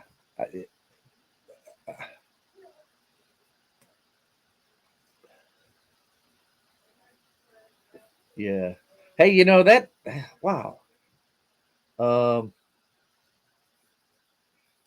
what chessboard says all the good larpers are passed away. LOL. Um, Eyes in the Woods. Rip larpers haunt away. Oh, and that's the comment that got me thinking. Are there like ghost hunter larpers? I mean, how would you possibly? I mean, wouldn't that just be outright hoaxing? If I don't know. Have you ever seen? I don't know how that would work. Go to a house that's supposedly haunted, and I guess you could LARP that too. I guess live action role play it. I don't know. I don't know. I don't know.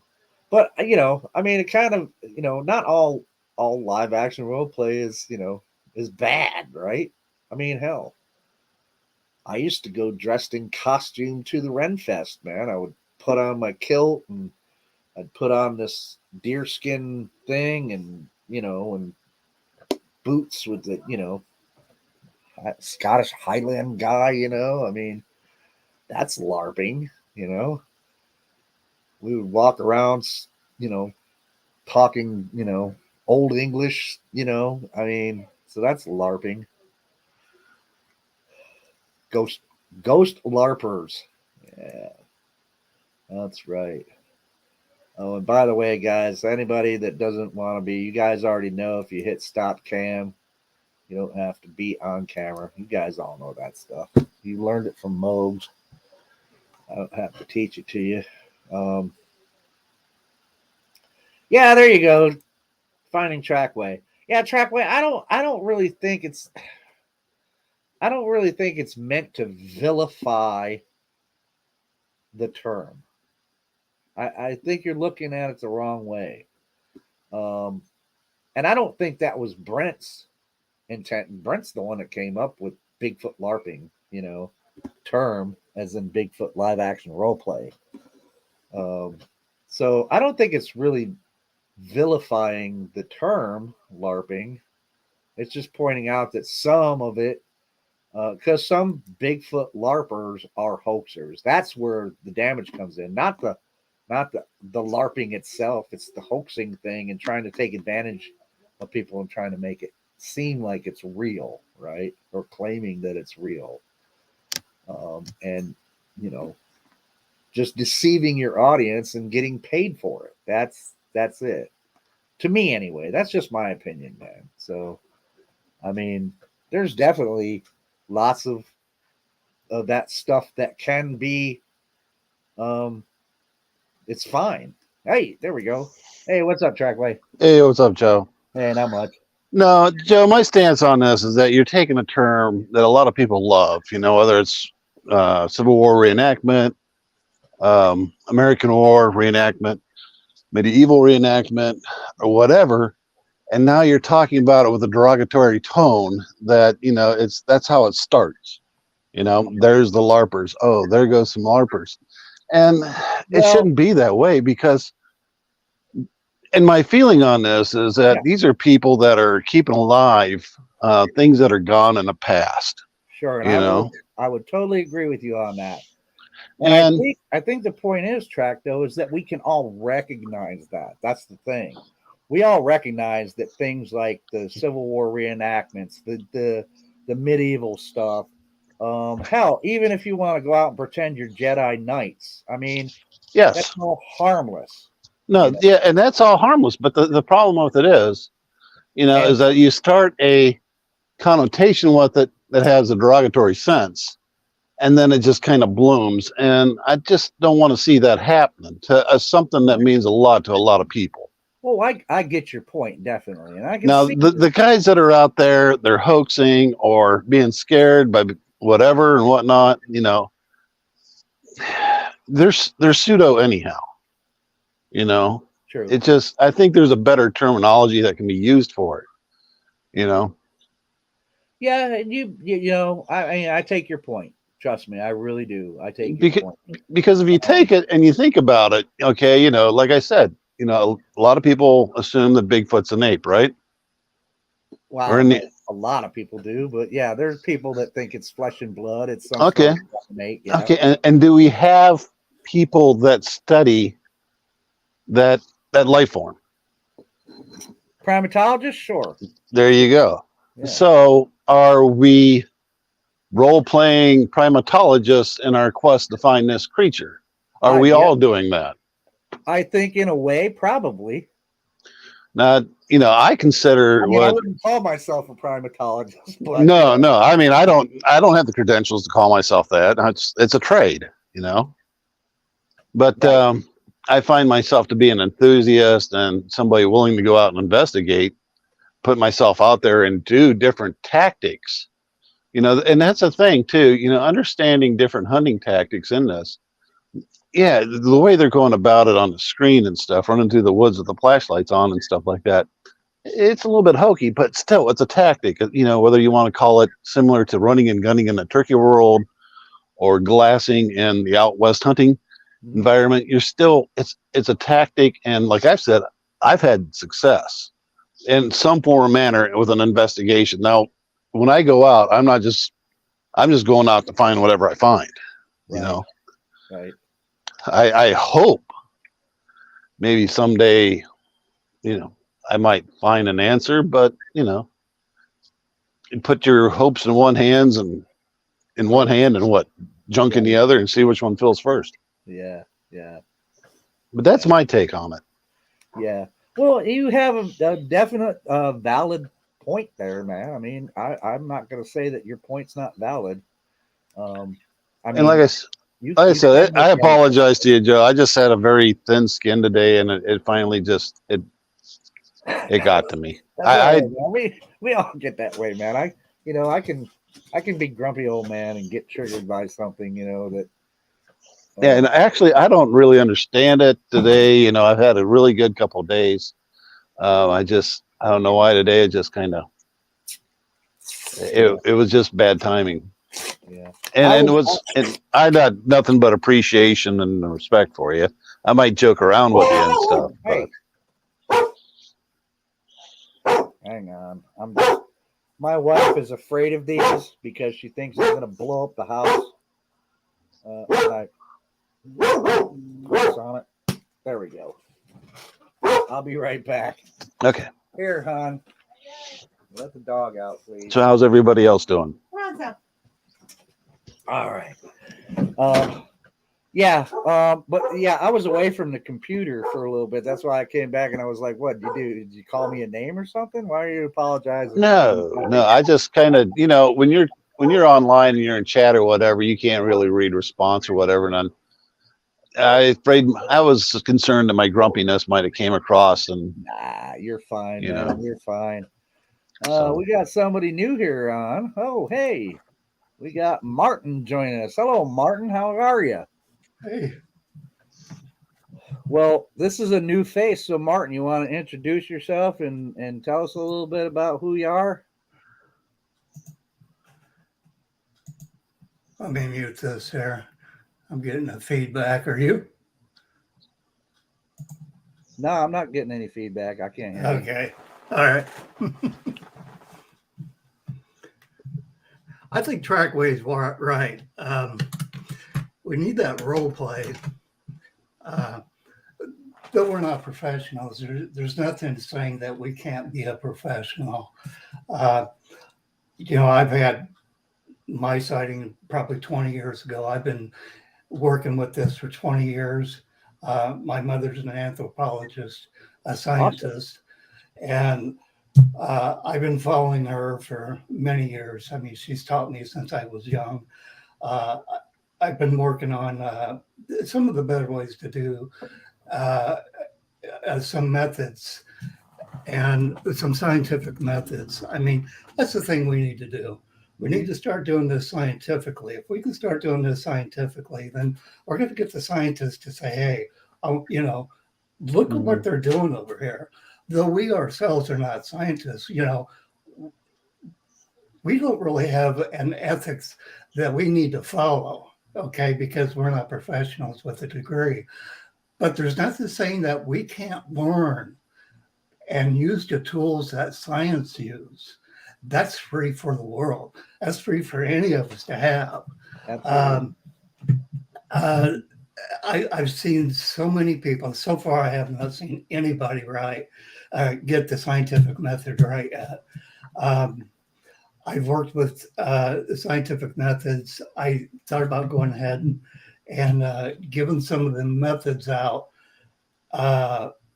and give everyone options that they can use and the type of research that they want to get. Because for 50 years, we've been doing the woo. I've been watching this for 50 years. I haven't come online until just recently. It's only been days, but I've been in this for 20 years. My mother believes that what I'm doing is completely 100% scientific and that it's right. And I want to show everybody else how to do it the right way. Okay, we can become citizen scientists. And as soon as we become citizen scientists to ourselves, you see, we need to have a discipline to ourselves. We got to have a discipline. Discipline yourself to make sure you do that. Mm-hmm. For 50 years, we've been doing the woo.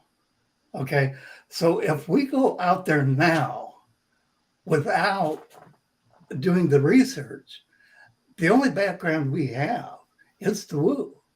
That's the only thing we got for research. So we have to actually restart and redo the whole thing again. Mhm. Uh, but we do not use uh, all the stories and everything that are already out there. Uh, through time, those things change. Once something is said, if I tell you my experience and you tell somebody else, that becomes anecdotal evidence. If I tell my experience, that's not anecdotal evidence. Actually, you put that in a category of facts. If you look at Dr. Meldrum's research papers that he has in there, some of those doctors will actually look at when they like went overseas for the Amas, okay, and they were in the Himalayas, and this was the 40s, way back in the 40s. I mean, scientists have been doing this stuff for a long time. People just don't realize it. Mhm. So you look way back at that time when they went back in. The guy that was with this scientist as an intern, the scientist had died, and years later he had come back to do the same, to finish up, that doctor's research. And when he came there to finish it up, it was so many years later that most of the people had died, and the people who had sightings had died. So what they would do is accept hearsay of one person beyond the person that had it, or the second person sometimes. But usually it's only the person who heard it from somebody who heard it from the person that had the sighting. That makes it only a one-time hearsay, so you're a lot closer to coming to the truth. But it's still anecdotal evidence. But if you get enough of those, you start putting them together, and you start seeing the original person who had the sighting. You start seeing his personality in it, and then you can better get a grasp, and you can better put that to a scientific research. There's a lot more to it than just in your scientific method. There's quite a bit to it. There's empirical evidence and non-empirical evidence. Then you have 4 other categories and seven more on top of that you have to understand those in order to do your research. The research isn't too hard. It's just coming to the understanding how to do it. Once you come to the understanding and how to do it, it's relatively very simple. Once you get past your, and understand it, it's just going to take some time, but we got to make sure we don't get discouraged about that, because a lot of times you'll see on here, on YouTube, somebody will have a sighting, and then they'll come on and they'll sit there and they'll talk for an hour about their sighting. 5 minutes, or for 5 seconds, they'll talk about them having that sighting. Then they'll talk about it for another hour, but it was only 5 seconds. Really, 5 seconds for a 2-hour, 2-hour show for a 5-second sighting. Now, come on, the average, when you vet somebody in their story, it takes only between 3 to 9 minutes. That's it, 3 to 9 minutes. So it's not going to take a long time to do this. You can have between 1 to 3, but we don't have an entire panel of professionals.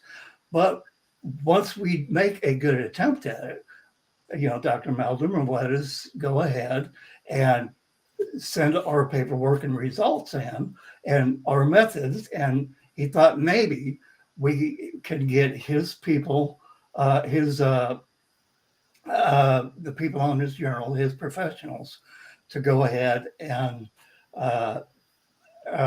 peer review our methods and what we had done and any evidence that we had collected or didn't collect. And if you ask, it's only if you ask, then those professionals will give you, uh, um, they will tell you, um, uh, they'll give you advice on your method to use. And this would be coming, now you got to remember, this would be coming from professionals in science, just as science would be doing it itself. But they're giving us the chance to do that. Now, as older people, that's if you go back and look at some of Dr. Melvin's recent videos, look at the recent last three and pay attention to those and really understand what he's saying. That and nobody's viewing them. I can't believe he's stretching out his hand to us, to the community. And for elder guys like me and you, I mean, it's really hard for us to get out there, Yes. Well, it has been lately. Well, if we do what Dr. Meltram is offering to give us for free, and he's not going to charge, he's not, believe this. Now, when's the last time you've seen that? It's for free to people our age. And we could give that method to the younger people who are still strong enough to get out there and go do the work and make sure they document everything down and bring it back to us and let us know. You see. Well, fortunately, just to expound on some of your points, fortunately, I know you said it's just been just been a short while since you've been online and stuff. Right. The good news is, Martin, is that there actually are, and a lot of them are younger now. There actually are some. It's a small group right now, but it's surging forward of people that are actually trying to do this. Right. Right. I've been watching you and Leon. There's a couple of them in chat right now. I mean, Kaiju Ninja is one of them. He wants to stick towards the scientific method. Brent, right? He does. I mean, there's several groups. So there's a few of us. Me, that's just a hobby for me, man. I don't consider myself. I use the term researcher, investigator. I'm not really that full. Like I'm not a full time. This I can't dedicate my entire life to this. It's always been a hobby, but I still, within that hobby, I want to be as objective and scientific as I can. So we do have people coming forward that are trying that, which I think is great. Can I ask you a question? Yeah. How often do you get people that get new sightings and come to you? Do you ever get that? I did in the past. I haven't had any lately. But I would,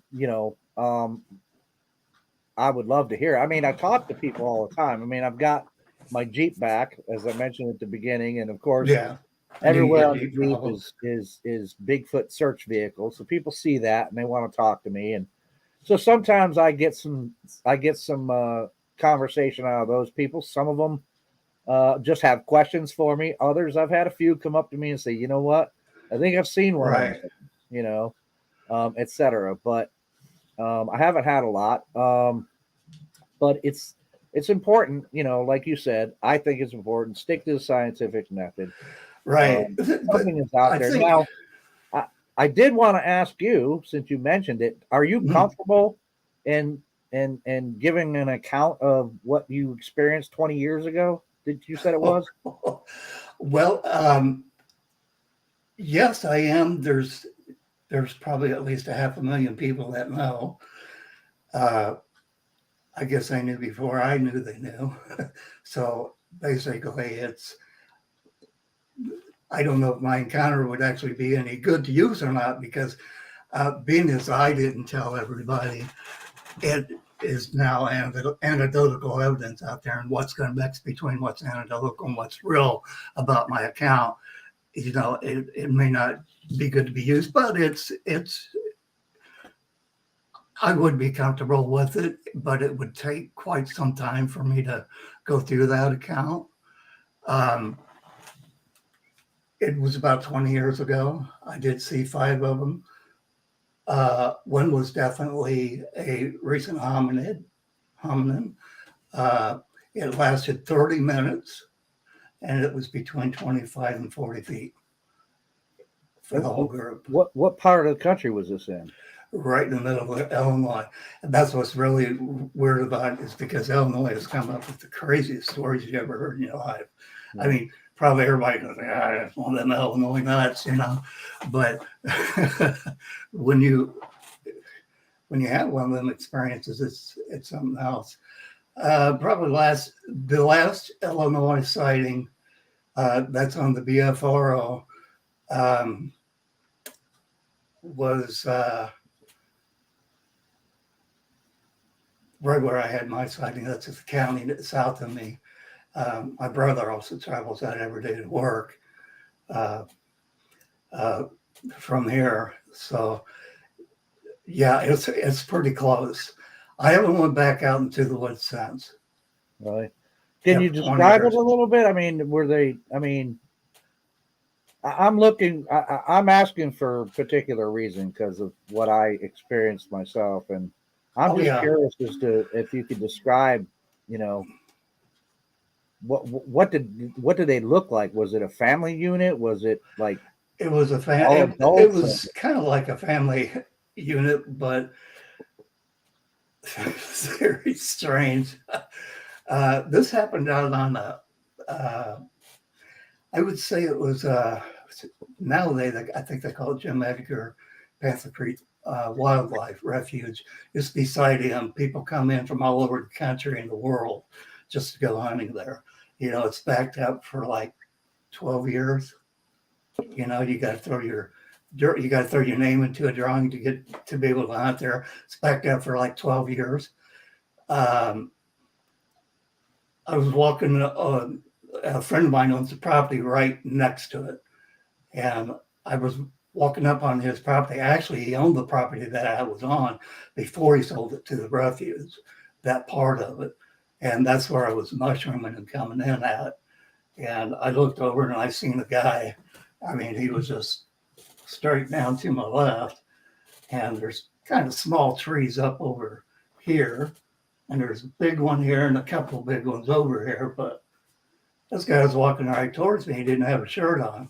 And I thought, oh boy, who's this, you know? And every time he took a step forward.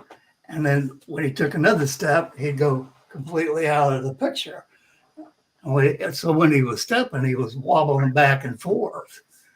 So as he wobbled back and forth in and out of the picture, I was like, what's this guy doing? Is he with the game warden or something? Because I can't mushroom hunt. And I looked at my watch and I knew I couldn't mushroom hunt for the next 2 minutes because you can't do it till noon because the hunters are after turkey at that time. After noon, you can mushroom hunt. And I'm standing in the spot where I want to start. And hopefully I wouldn't have to go any further than that because I know this real nice little valley about 500 feet up. Okay, so I'm up 500 feet up on this hill. And this guy's walking over to me and he stops and he looks up and he gives this real shocked look at me. And I'm looking at this guy and I'm thinking, man, what are dirty old bikers doing out here? You know, on this guy's property, you know, my friend's property. And well, after getting a looking at him, I wasn't a dirty old biker. Next, I thought he was a caveman. Well, one thing led to the next, but I'm telling you, this half-hour story can last a long time. I probably couldn't tell you within an hour, but I can give you briefs that when I seen it was actually wearing jeans and had shoes. And so I just kept looking straight and we kind of nodded at each other. So I just kept them off to my left, him. And I looked straight down this hill because I'm looking straight down into this creek that's right ahead of me that goes around the side of this hill that heads all the way back. So I'm on Panther Creek itself. I'm on Little Panther Creek, which runs into the actual Panther Creek. It used to be Panther Creek State Wildlife Refuge. So I live on the Panther Creek and right where Panther Creek meets Little Panther Creek, you know. So yeah, I'm right in the heart of it. So I'm sitting there and I'm looking down and I'm looking over, and this and this biker or caveman is got his back to me like this, and he's walking sideways over this way, and he's going from one large tree down to the next. And he did this 4 times. And when he done this, his back was like huge. It was like I explained it as a Hunchback of Notre Dame. He had hair all over his back. It was like a hairy man. It wasn't like, a hairy Sasquatch. It was like a hairy man, which is really neat. And I could see the hair back down, where you have some hair in their chest and back. You can also see it down the back of his arm there, a little bit right through here. He carried a mustache, a beard, and his hair. I could not figure out what this thing was. I just contributed to a dirty biker until after all the other characters came into play. But let me express on that. I have positively identified that species that I was looking at, the first one. Now there's still 4 more to go. That first one, I identified it as a Homo heidelbergensis, which is it is the spitting image. And I mean the exact spitting image that John reconstructed for the I'm familiar with Homo heidelbergensis. John. That's what gave you the idea. That's why you said caveman. Well, yes, because it looked like that. It looked exactly like that. Can you describe his hair was like that? His beard was like that. It was so neat. What color would you say was the hair? The hair was black. It was the same color. It looked just like the Homo heidelbergensis that John, I didn't think of his last name,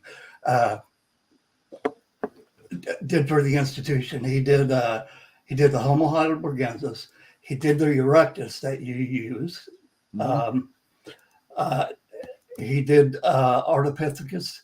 I believe he done the Ardipithecus and he done the Australopithecus. I think there was one more that he done. I can't remember what it was, but he's still doing more apparently. But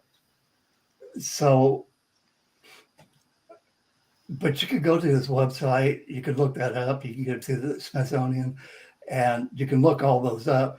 So when you look at it, you could look up, just say Homo H, and then put it on pictures. And then are you talking about like this?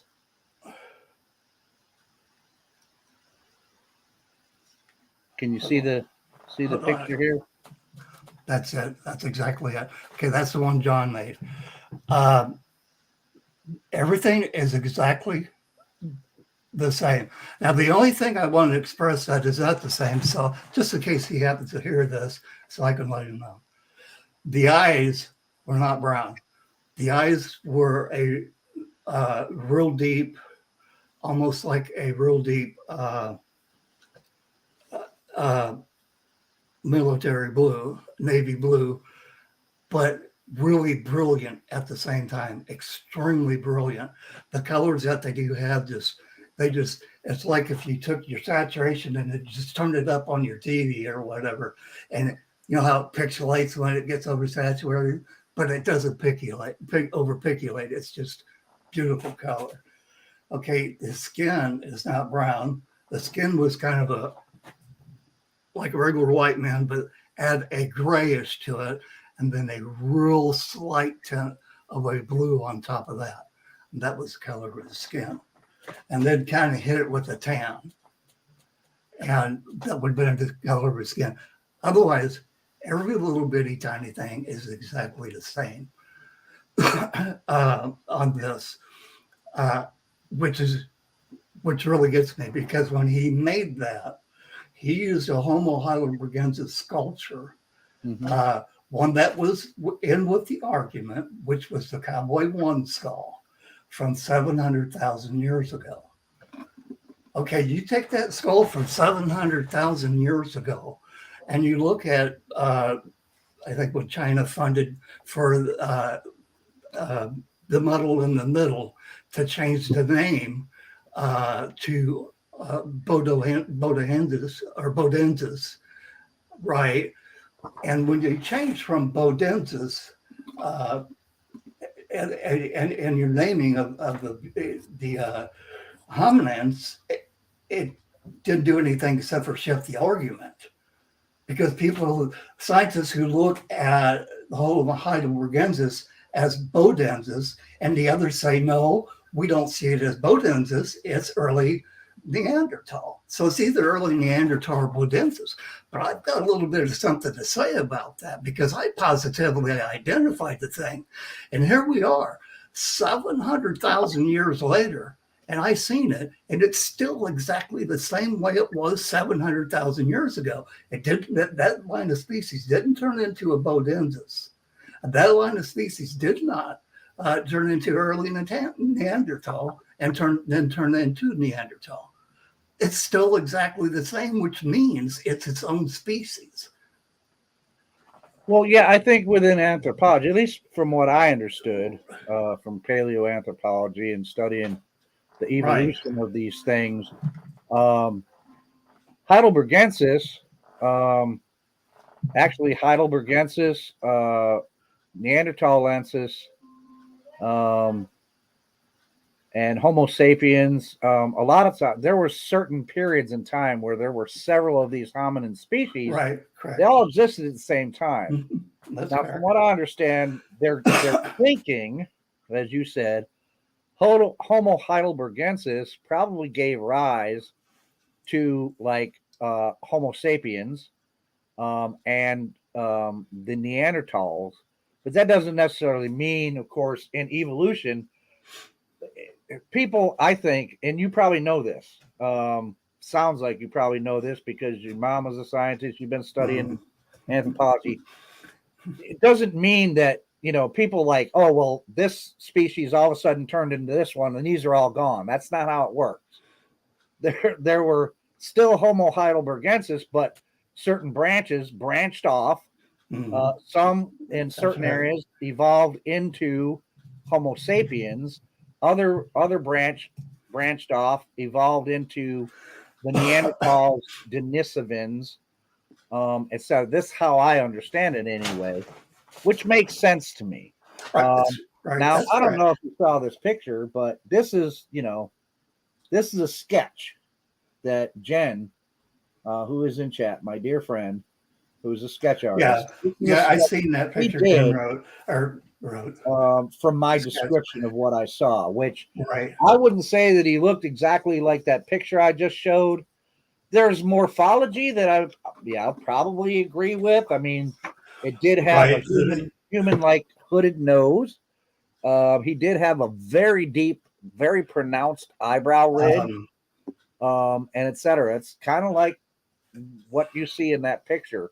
I don't know if I'm prepared to call it Heidelbergensis or Homo erectus.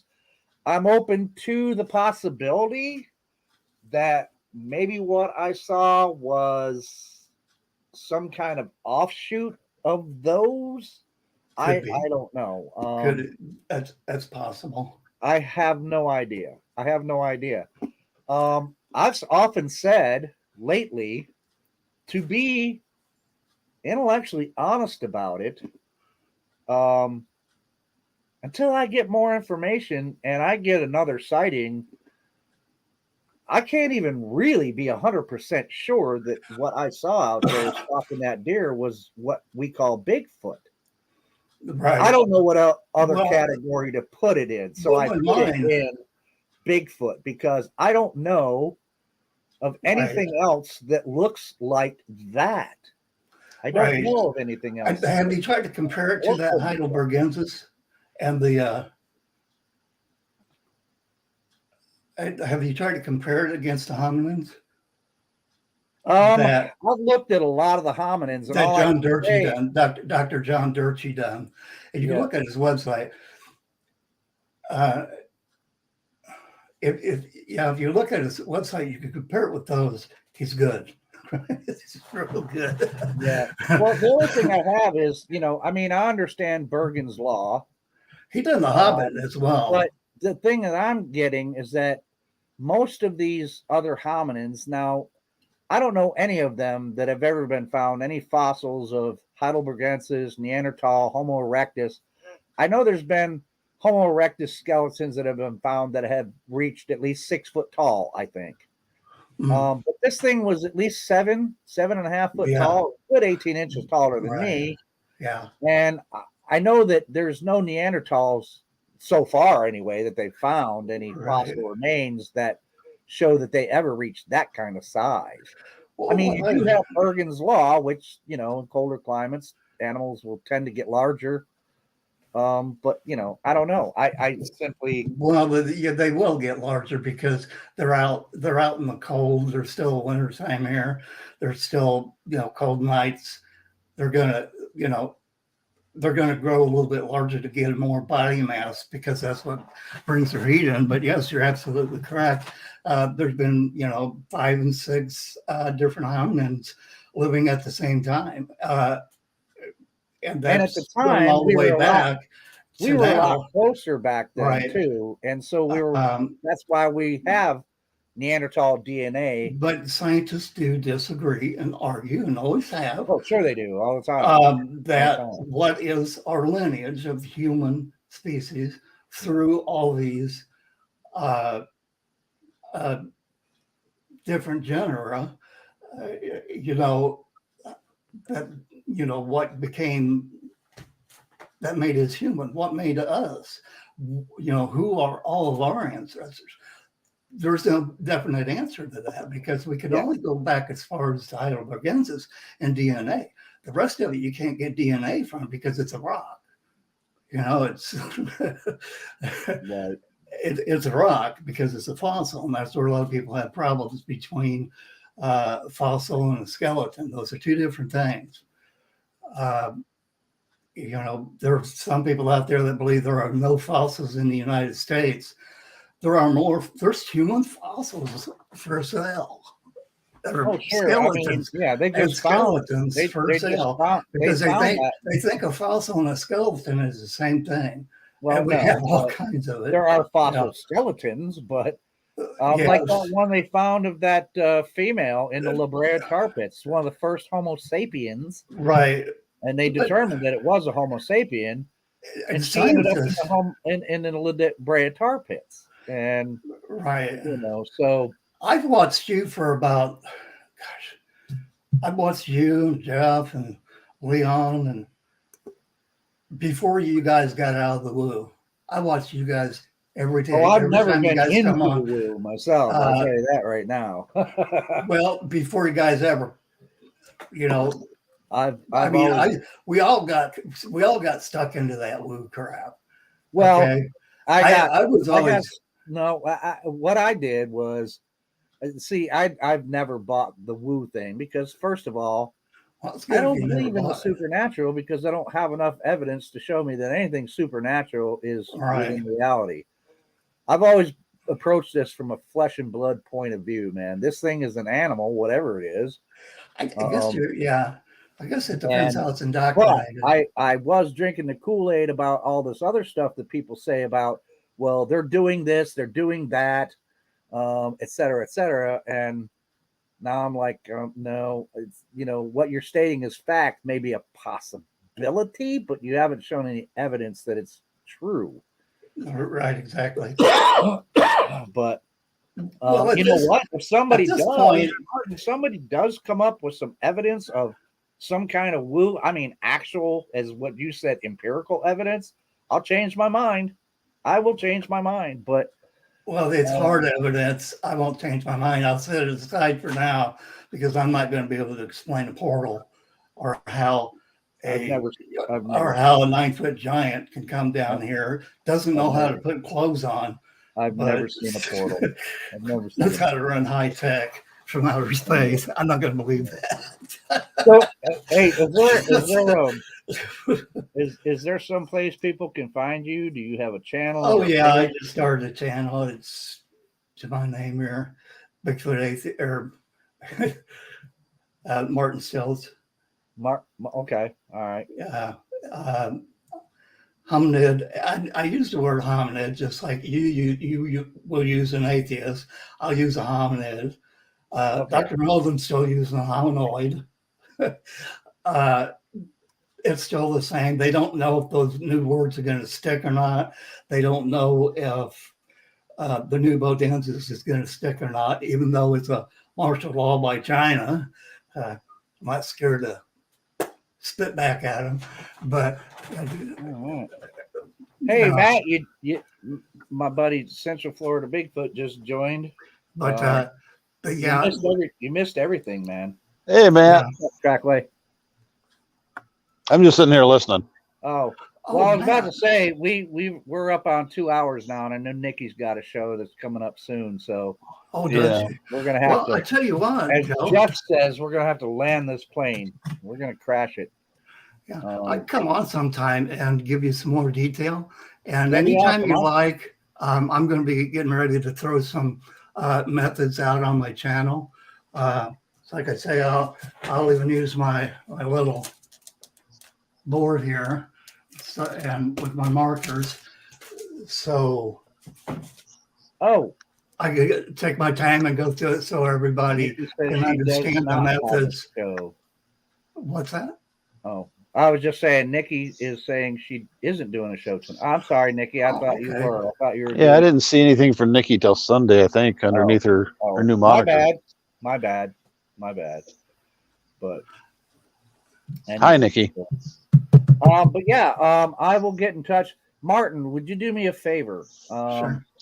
And email me at wnybig@yahoo.com.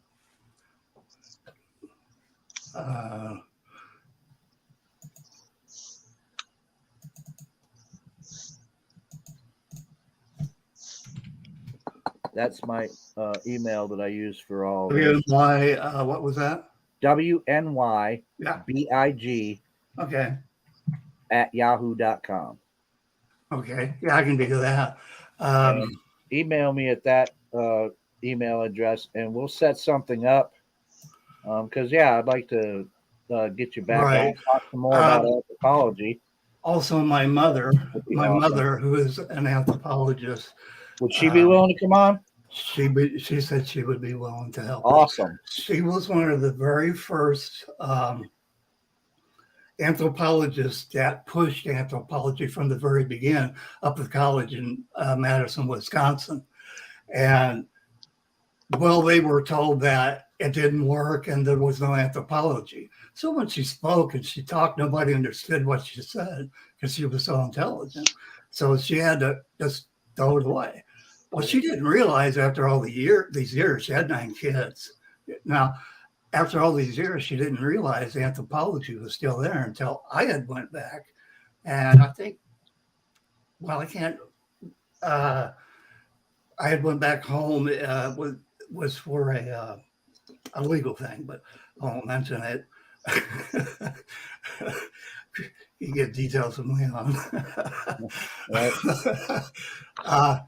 But I went back home and she said yes. She said what I was doing was the absolute right way to do it. I had a political family who agreed with me. I got a lot of backup on this. And she would be willing to actually come in and teach us what we need to know and about our methods. Of course, I already know those. I mean, they look a little bit different. The methods, it's a little odd because there's quite a bit to it. And when you try to get that out, sometimes it's going to look different. It doesn't look complete. The guy that Doug on Doug's network, he has a PhD doctor who wrote a book, was showing the scientific method yesterday, if you've seen that video. The thing of it is, none of that's the scientific method, but he is close and he is learning. I can tell that, but he's not correct. Oh, cool. Well, all right, guys. But he is learning and he's close, and he's real close to really catching on. If I told him a little bit and he took a little bit of my ideas, but he gets on just like that. Well, we do have to wrap this up. I got to get something's going on out here. Okay. But email me at that address. We'll set something up. We'll get your mom on too. I think that'd be interesting to have an anthropologist on. And that would be awesome, man. So thank you for jumping in the chat. Good to meet you. Trackway, Yes, sir. man. Thanks for jumping in. Good to meet you, Trackway.